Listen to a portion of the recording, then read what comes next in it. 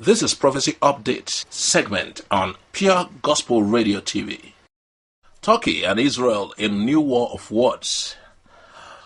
Turkish President Recep Tayyip Erdogan on Sunday lambasted the Israeli Prime Minister as an oppressor after he accused Turkey of massacres against Kurds in a new war of words. Relations between Turkey and Israel have been tense since this year, 2018, over multiple issues, including a controversial law passed by the Israeli parliament in July, which defined the country as the nation of the Jewish people.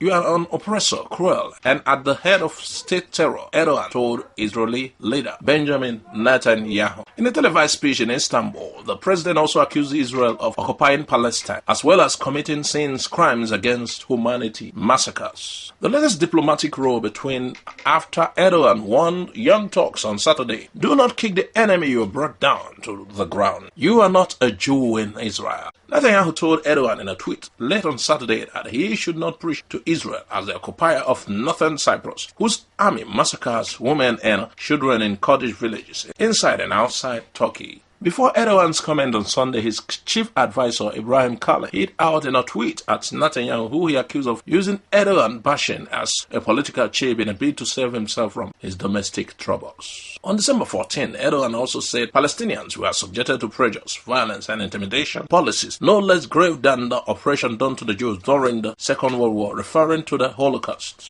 Turkey-Israel ties have been strained since Ankara ordered the Israeli ambassador to leave Turkey in May over the killing of protesters along the border with the Gaza Strip. Erdogan, who regards himself as the champion of the Palestinians, has bitterly criticized Israel previously, calling it in July the worst, most fascist and racist state. However, despite the heated rhetoric, experts point to the strong economic ties and robust trade between the two countries.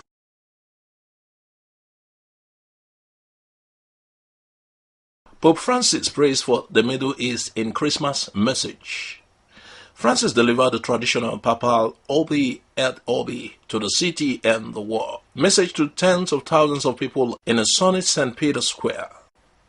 Pope Francis, in his Christmas message to the world, urged people on Tuesday to see differences as a source of richness instead of danger and called for reconciliation in places torn apart by conflicts. Francis delivered the traditional papal Orbi to the city message to tens of thousands of people in a sunny St. Peter's Square from the same basilica balcony where he first appeared as pontiff shortly after his election on March 13, 2013.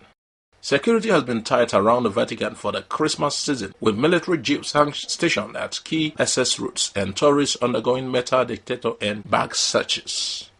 Last week, police in southern Italy arrested a Somali man suspected of having been a member of the Islamic State and who had threatened to bomb churches in Italy, including St. Peter's. In his address, in what appeared to be a reference to the shrewd political climate in a number of countries, Francis called for fraternity among people with different ideas, yet capable of respecting and listening to one another.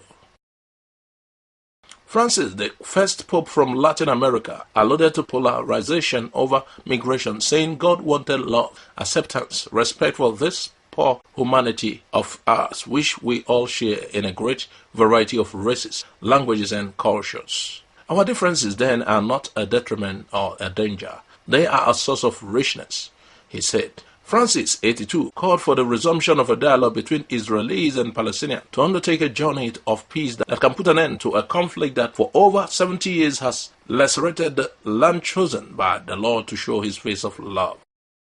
He urged the international community to work for a political solution in Syria and said he hoped a truce brokered in Yemen's civil war could bring relief to a population exhausted by violence and famine. The Argentine-born Pope also called for social harmony in Nicaragua and Venezuela, both racked by international political conflicts. The millions of refugees or displaced people in Africa who are in need of humanitarian assistance and food security should not be forgotten, he said. In Ukraine, he called for a peace respectful of the rights of every nation. Ukraine's relations with Russia have been in a downward spiral since Moscow annexed Crimea in 2014 and backed pro-Russian separatists in eastern Ukraine. Reporting by Philip Purella, editing by Gareth Jones. I am Tony O.J. Bye for now.